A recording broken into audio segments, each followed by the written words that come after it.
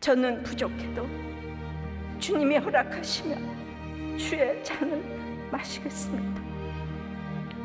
그것이 무엇인지도 모르고 기도하는 저이지만 주님 저를 불쌍히 여겨주시고 한국교회를 살려주시옵소서. 나라가 없으면 예배도 못 드리오니 주여 우리나라와 한국교회를 살려주시옵소서.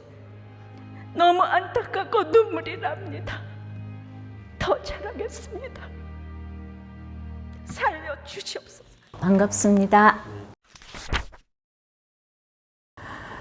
네, 내가 뭐 이렇게 울어야지 해서 우는 사람이 어디 있겠어요. 근데 늘 이렇게 이제 뭐 저절로 나라를 위해서 기도하고 여전한 방식으로 이제 하다 보니까 너무 애통함이 넘쳤는데 특별히 이제 그날 제가 주의 잔을 좀 이제 마시겠다고 기도를 했는데 제가 또 뭐 어떻게 마시겠어요.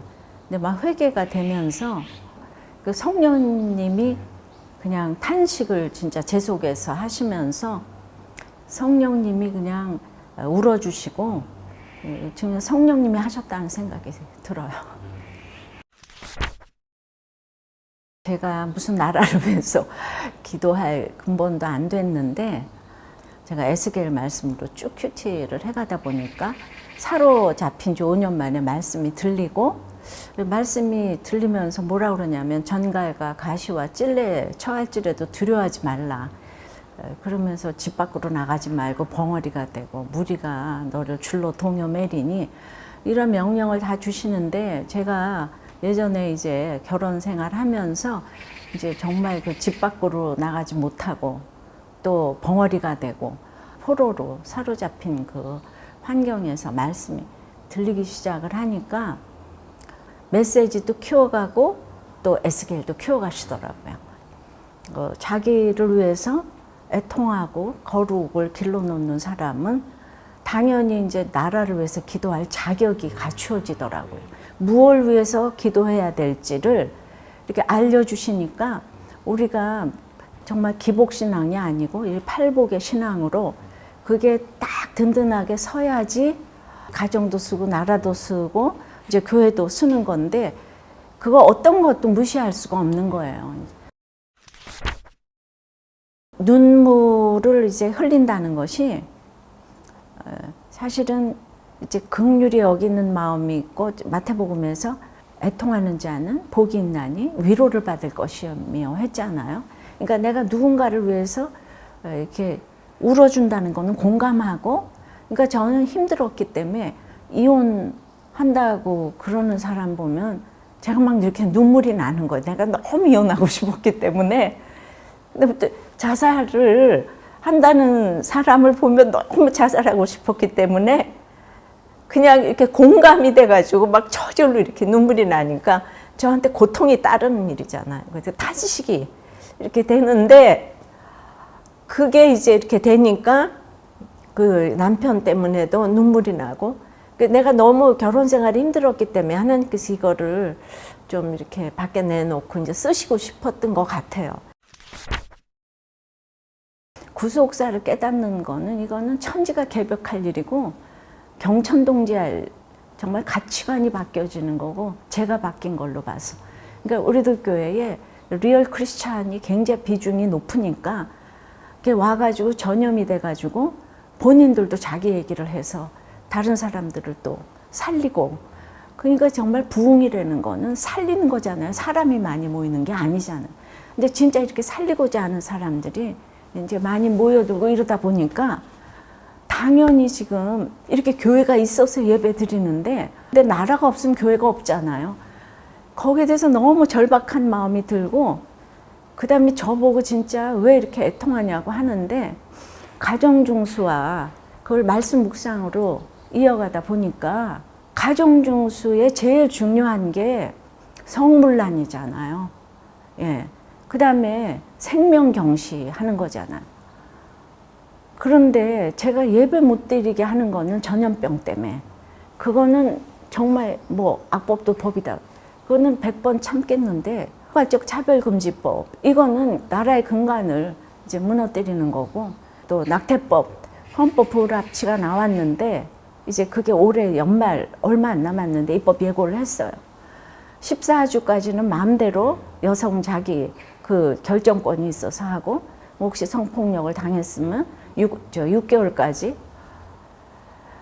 그러니까 이게 구속사가 안 들리면 옳고 그름으로 나쁜 놈은 다 사라져야 되고, 근데 우리들 교회는 혼전 임신, 근데 아이는 낳아야 되고, 하나님의 생명이니까 아이는 낳아야 되고, 그 다음에 그 아이를 못 키울 경우에는 입양을 보내고, 결혼은 못해도 아이는 낳아야 되고, 결혼은 또 신결혼을 해야 되니까, 이렇게 해서 끊임없이 설득하려니까 제가 얼마나 눈물을 흘리겠어요. 지금 청년부가 17년밖에 안 됐는데 한 2,500명 되잖아요. 근데 수도 없이 결혼을 많이 합니다. 아무도 이혼을 안 했다고요. 그렇게 혼전 임신하고 이거 다 설득해서 그 힘든 아이를 낳느라고 주님을 다 만나요. 구원으로 연결이 돼요. 이론론 맞습니다.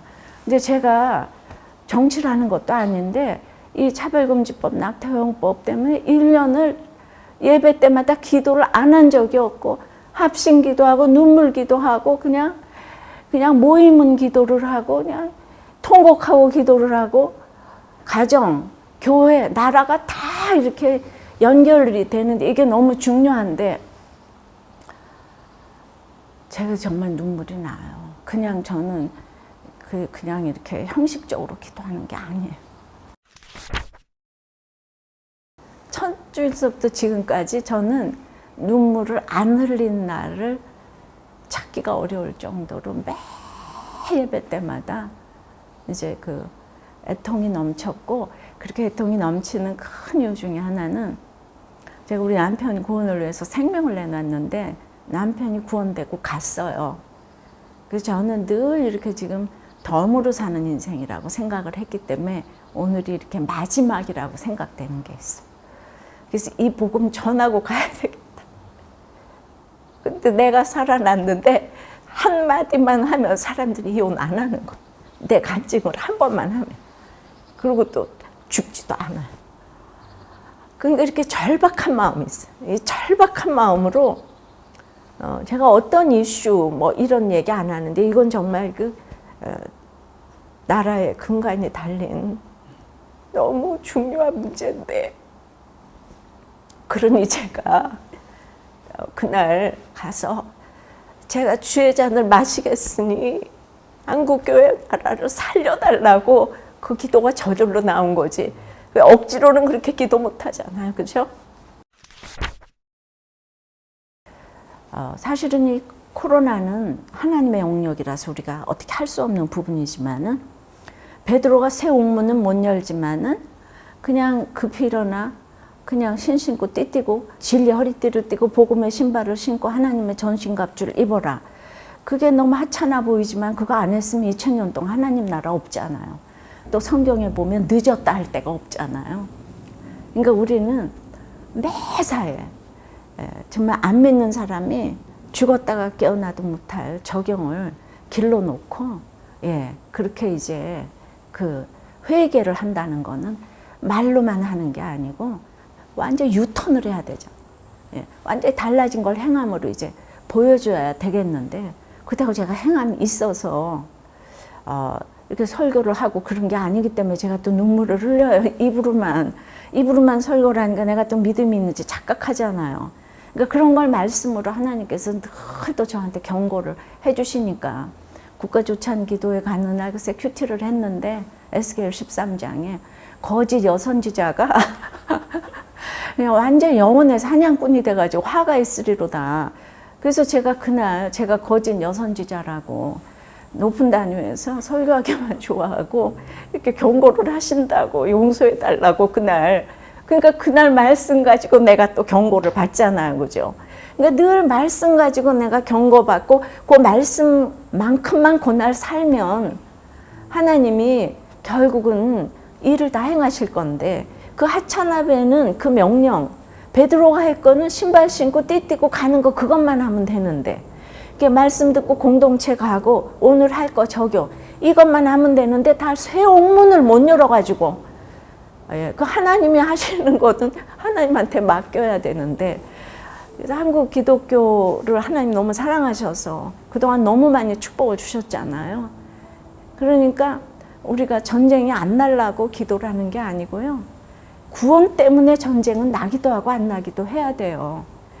그래서 다들 지금 전쟁이 안 날라고가 아니고 하나님이 주시는 환경에 우리가 또 순종하고 받아들여야 되거든요.